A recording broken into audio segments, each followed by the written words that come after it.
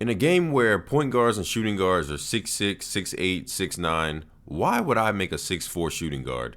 And more importantly, why is he making players quit? Well, I'll show you why.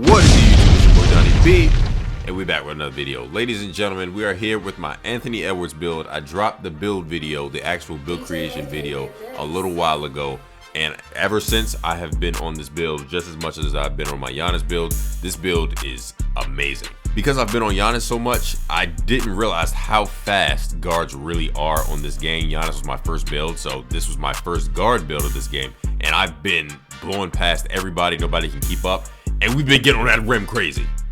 With everybody being so much bigger at every position, pause. I wanted to be different. I didn't want to create a 6'8" shooting guard or a 7'4" center. I kind of wanted to be different, and I wanted to see what it's like to play on a smaller, kind of undersized shooting guard. Anthony Edwards is 6'4". He might have grown since he got drafted, but he is listed at 6'4". I'm so happy I made that choice too, because I've been in the 1v1 court cooking, and today I'm going to show you guys the clips. So let's get straight into it. But before we do, don't forget to drop a like and drop a sub if you're new to the channel, man. We're on that grind of 10,000 subs. Now let's get into it. All right, guys, so you can see my first game of the day is against a 6'6" point guard. Now, every point guard, shooting guard, majority of everybody in the backcourt is 6'6", 6'7", and 6'8" on this year's game. And the one thing I like about 2K26 is you're able to play pretty much how you want, and all type of offenses can be effective on this game. Keeping that in mind, I didn't mind making a 6'4" shooting guard, because I knew that the speed alone would be able to allow me to get to the basket. And then I thought, who does this build remind me of? And it reminded me of Anthony Edwards. The way that I'm able to attack the rim, the amount of finishing that I have, how well that I'm able to shoot from behind the arc. Now, the dribbling, I'm not gonna lie. The dribbling just on this game is insane in general. So I don't think Ant really dribbles this much and dribbles like this. But everything else is so spot on with this build, and I love it so much, bro. And I'm able to move my feet, and I can still play defense. I still have block to get contest, and I can still move side to side, move back and forth, and we get a rare contest on that jump shot. But when it comes to moving side to side when I'm dribbling, nobody can stay in front of me when I'm on this build. It's so shifty and so twitchy going left to right, and then if I want to shoot the ball, I can shoot the ball at any point in time, but you have to play up on me because I can run right past you at any point in time. Now, the one thing I didn't tell you is that on this build, I have legend posterizer and Hall of Fame physical finisher. So we know Ant is an absolute monster going to the rim and finishing around the rim. So I had to keep it true and honest. You see, I green that lay right there, that contested lay. But I keep it true and honest with all of my NBA player builds. And that posterizer and that physical finisher allows me to finish so much on this game, especially with the way timing is.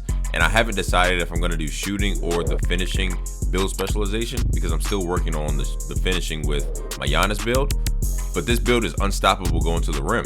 You see, he can't stay in front of me, and we easily win that game 21-18. I was in the ones court probably about 3 or 4 hours, and time after time again, it's all just 6'8", 6'7", 6'6", and everybody can get this work though. Everybody can catch this step back and this rim work. I'm not gonna lie, because I'm getting on that rim regardless of who is playing me. But I'm playing at 6'6", so obviously, especially in this game, I don't have the height advantage. Anybody that is 2 or 3 inches taller than you, you're really not getting a contest if they shoot the ball. It doesn't really matter if you don't have any block, you're not gonna really get a contest, especially on the perimeter. So you really have to make a lot of guard builds this year with block to get contest when you want to jump.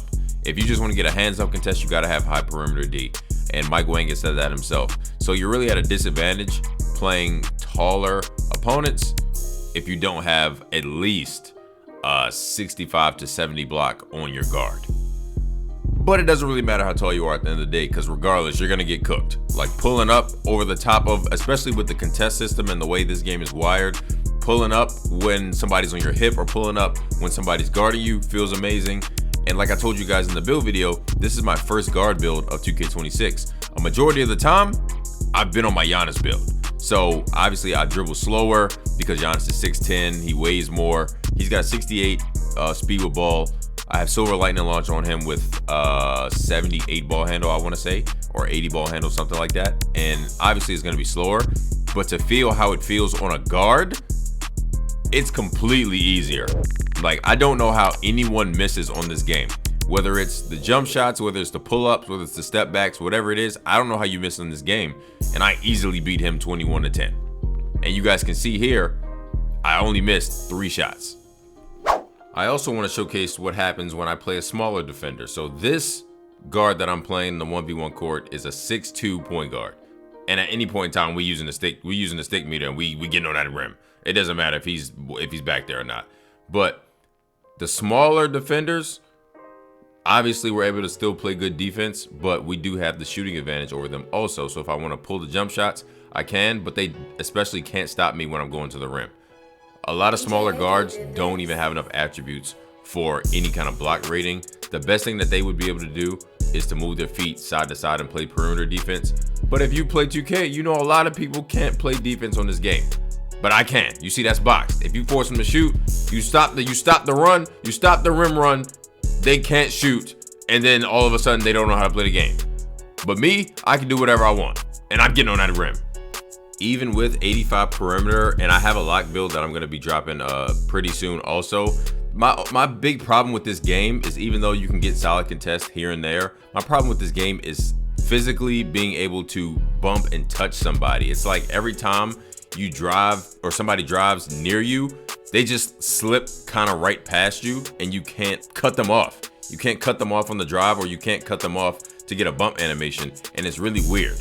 The only way you're able to get bumps is if you're directly pressing somebody physically up on them like this. Like, I get good bump animations here, and I force them to take a really bad shot right here. But if someone gets a running start at you, or they're about to turn the corner on the drive, it's so hard for you to be able to touch them, so they slip right past you and get to the rim. But of course, it's nothing he can do being smaller than me, and I win that game easily, 22-8. Again, with the 6'8", there's no creativity in this game. With all the build names and all the build possibilities, you got to create something better. But you guys see, like, that's what I was talking about. I was literally in front of him. He did one move, and I had the opportunity to bump him, he just kind of like slid past me like there was nothing I could do about it. But of course, I got to get that back in blood on the other end. And we start the game off 6'6". And I don't know why he's backing up. Like, I can't shoot the ball, and we gonna shoot that right in his mitt.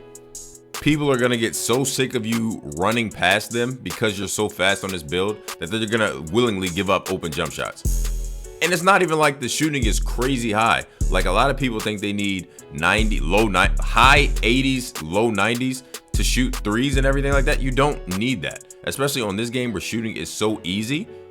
Like, I cannot wait to get on a higher shooting build, because this is with mid 80s. This is with a mid 80s 3-ball in mid range. So I can't wait to see what it's like on a high shooting build, because shooting is easy as ever. We get good contest on 6'8". We get good contest on 6'4", 6'5", 6'6". The only problem is that they have the height advantage. So once they get around the rim, it's not really anything you can do unless you jump. So you see here, he caught me with that behind the back. I'm not gonna lie, he fried me with that behind the back. He got that. But of course, the game is on the line. So I don't know what you think this is, but we're gonna shoot that right in your mitt. Why would you think I can't shoot the ball? Why would you do that? Why would you do that? 22-18, come on, man.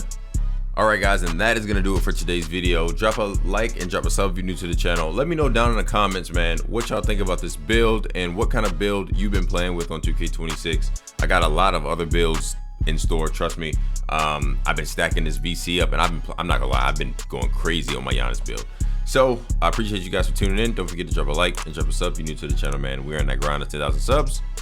and I'll see you guys next video.